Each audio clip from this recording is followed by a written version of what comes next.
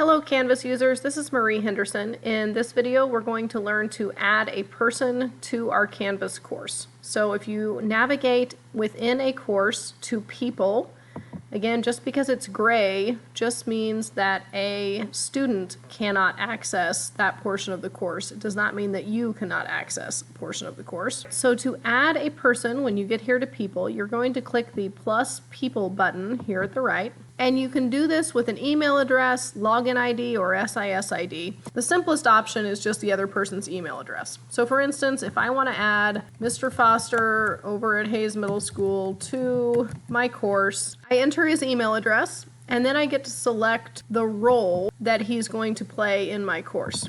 So I can list him as a student, a teacher, or an observer. Those tend to be the three we use most frequently. For the purposes of us practicing completing assignments and looking at student feedback, I'm going to add him as a student. And then you get to select the section. If this is a course you created yourself, that section is just going to be the title of your course. If this is a course that comes in from PowerSchool, you would have the option of selecting one of your hours or one of the sections you teach of that course.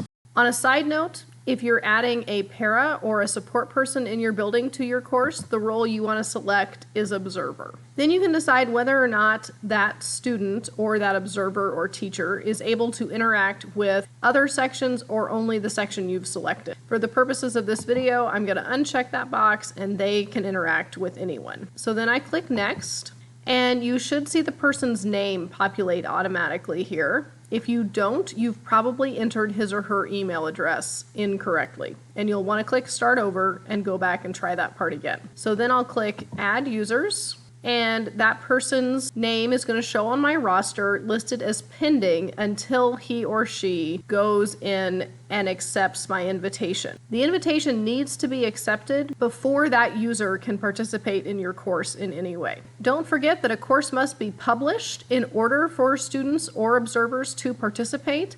Only teachers can participate when the course is not published. So out here on your home page, over here at the top, if your course is not published, you'll see a red unpublished button. So make sure your course is published so that other users can participate. As always, if you have questions or need further assistance, please don't hesitate to reach out. Thanks and have a great day.